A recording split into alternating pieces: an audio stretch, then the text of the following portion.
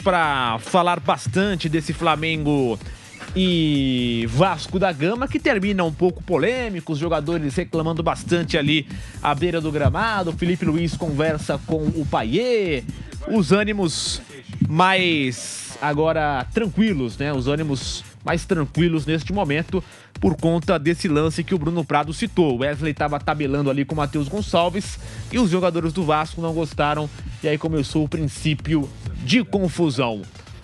2-0 Flamengo, gols de Bruno Henrique, gol também de Everton Cebolinha, Bruno Henrique de pênalti, Cebolinha marcou agora no finalzinho. Lembrando que o Flamengo teve um gol anulado também do Gonzalo Plata ainda na primeira etapa.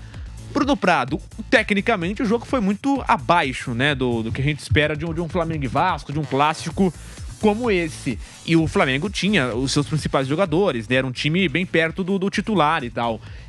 Mas faltou a qualidade técnica, ficou em falta, né, Bruno? No segundo tempo, principalmente. Primeiro tempo, o Flamengo dominou amplamente. No primeiro tempo, o Flamengo foi muito superior, poderia ter feito mais gols. O Vasco não jogou. Primeiro tempo só jogou o Flamengo, empurrou o Vasco para trás. O Vasco só devolvia a bola para o time do Flamengo. Mas no segundo tempo caiu um pouco de produção. O Vasco, no início do segundo tempo, tentou marcar mais à frente, até incomodou um pouquinho o time do Flamengo.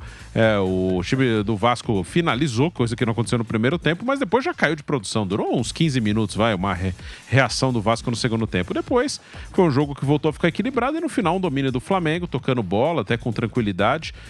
O resultado é merecido. O Flamengo foi bem melhor que o Vasco, se contar principalmente o primeiro tempo.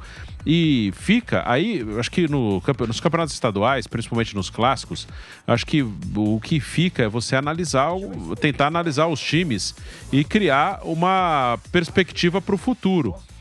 É bem preocupante o Vasco, né? O Flamengo, a gente sabe que é um time forte, que é um time que vai entrar nas competições para lutar por títulos. Ok, isso aí já tem acontecido nos últimos anos, às vezes está um pouco melhor, às vezes está pior. O Flamengo está bem, na média, e é candidato a disputar os títulos das principais competições. O Vasco já é uma coisa mais preocupante. O problema não é perder para o Flamengo. Hoje é normal o Vasco perder para o Flamengo. A gente sabe que o time do Vasco é inferior ao time do Flamengo. Mas me assustou um pouco que o Vasco não conseguiu nem competir. Isso que foi, principalmente o primeiro tempo. O primeiro tempo do Vasco foi uma coisa deprimente. Então ficou uma preocupação aí, pelo que o Vasco pode fazer pensando no ano. Não estou nem pensando em semifinal de Carioca, nada disso. No ano, mostra muita fragilidade o Vasco, que mesmo que você pegue um adversário superior, você pode perder, mas você tem que dificultar, tem que tentar competir, tem que arrumar alternativas. E o Vasco, principalmente no primeiro tempo, ficou totalmente entregue e não fez absolutamente nada. É só em cima disso, Bruno, antes, só um comentário rapidinho, Gui. O Vasco talvez seja uma das equipes que chegou longe na Copa do Brasil, é verdade, mas foi mal no Campeonato Brasileiro, decaiu bastante no segundo turno, e é uma das equipes que pouco investiu nesse início de temporada. Então, se já terminou mal da temporada passada e não investiu para melhorar essa temporada, aí realmente fica um pouco complicado de competir. Eu tô vendo aqui um dado, nos últimos 8 jogos entre Flamengo e Vasco, foram 6 vitórias do Flamengo e 2 empates nos últimos 8 jogos.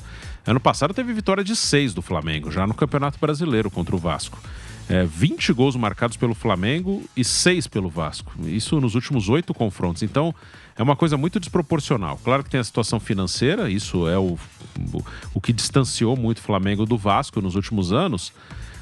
Mas, assim, hoje o Vasco ele não competiu. Isso que assusta. Você dificulta jogo para um adversário mais forte. Você está bem ajustado, você tem uma estratégia bem definida, você consegue cumprir essa estratégia, você pode até perder, mas você dificulta. O Vasco não dificultou o Flamengo em momento nenhum. Acho que até por isso o Flamengo, em certos momentos no segundo tempo, diminuiu um pouco o ritmo, que o jogo estava muito tranquilo. Hoje a atuação do Vasco foi bem preocupante mesmo, principalmente no primeiro tempo.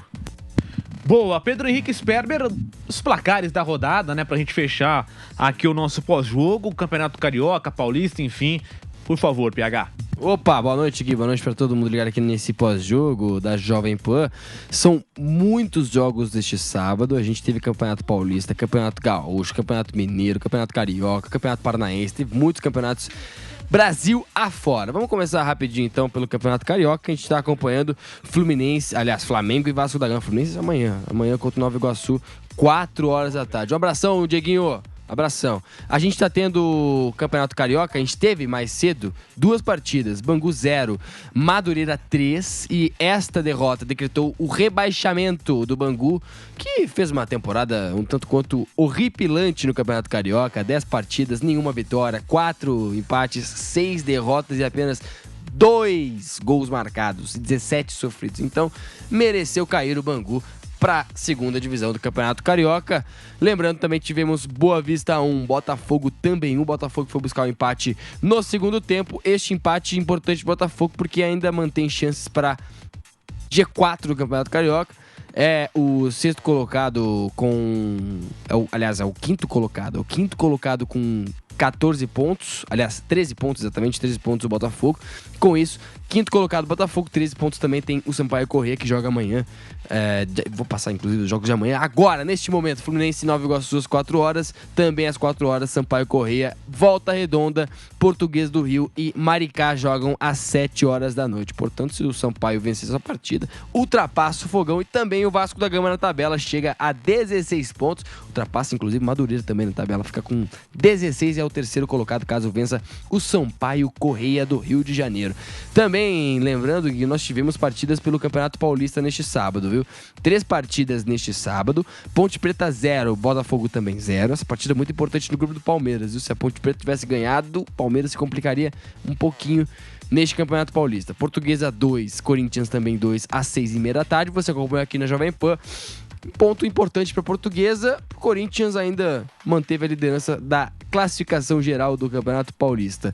8h30 da noite, o Bragantino venceu o Noroeste por 2-1 em Bragança Paulista, deixou tudo embolado no Campeonato Paulista. Lembrando, amanhã mais partidas. Amanhã 4 partidas pelo Campeonato Paulista. Velo Clube Inter de Limeira joga às 4 horas, mesmo horário de São Bernardo e Guarani. Palmeiras e São Paulo jogam às 6h30 da tarde com transmissão aqui da Jovem Pan. Santos e Água Santa encerram os trabalhos do domingo também com transmissão aqui da Pan, 8h30 da noite. 8 horas na segunda-feira, o Novo Horizontino encara o Mirassol com transmissão aqui da Pan, com Fábio Piperno na escalação. O Piperno é um dos fãs do Mirassol nessa temporada e estará no jogo contra o Novo Horizontino na segunda-feira. O encerramento da 10ª rodada, a antepenúltima rodada do Campeonato Paulista, que é outro campeonato que está chegando ao fim. E lembrando, né, passando rapidinho aqui na tabela, na classificação geral, quem vai sendo rebaixado no Campeonato Paulista é o Água Santa com 6 pontos, também 6 pontos, a Inter de Limeira, a lanterninha do Campeonato Paulista. Dando um giro nos campeonatos estaduais pelo Brasil, Gui, a gente teve vários campeonatos estaduais pelo sábado. O Bahia venceu o Barcelona de Ilhéus por 1-0. Também tivemos a vitória do Internacional em casa sobre o Monson por 2-0. Essa vitória é importante, viu? Porque o Internacional terminou como líder geral do Campeonato Gaúcho e vai enfrentar o Caxias, que empatou hoje com o São José 1-1, ficou com a melhor segunda colocação dos 3 grupos do Campeonato Gaúcho. Com isso, o Inter, melhor classificação geral, enfrenta o melhor segundo colocado.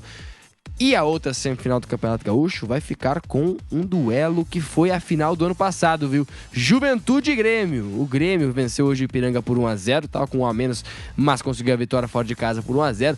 O Juventude é outra equipe que venceu também, terminou na liderança do seu grupo, teve melhor campanha com relação ao Grêmio, por isso enfrenta o Grêmio e decide em casa, inclusive, o torneio, a semifinal. Juventude, que olha que curioso, ele tem os jogadores, o Pelotas, tem 2 jogadores expulsos, consegue a virada sobre o Juventude, vira para 2-1, e o Juventude vira de novo. Ele empata com 48 do segundo tempo e vira o jogo com 51 do segundo tempo. O Talhari deu a vitória para o Juventude sobre o Pelotas, lá na Boca do Lobo. O Campeonato Gaúcho que vai chegando ao fim, agora as semifinais. As semifinais que já estão rolando no Campeonato Mineiro, viu? Hoje teve Atlético Mineiro 2, Tombense 0 pela primeira partida da semifinal, jogo de ida, né? O Hulk marcou os 2 gols, incrível Hulk. 2-0 Atlético Mineiro, estreia de Rony, estreia de Caio Paulista, dos novos contratados do Atlético Mineiro. Vitória importante para o Atlético Mineiro sobre o Tombense. Semana que vem tem o jogo de volta em Tombos. E lembrando, amanhã tem também Campeonato Mineiro. A outra semifinal começa amanhã. Cruzeiro e América Mineiro. O Cruzeiro joga contra em casa. E aí, importante, viu? Se o Cruzeiro perder essa partida, já tem desvantagem e ainda joga a segunda partida fora de casa, o Cruzeiro contra o América Mineiro. Estes os resultados do Campeonato Estadual. Tivemos também o Campeonato Paranaense, né? O Atlético Paranaense venceu o Londrina, garantiu a primeira colocação geral do Paranaense. Enfim, muitos campeonatos estaduais, meu caro Guilherme E você Silva. completa amanhã.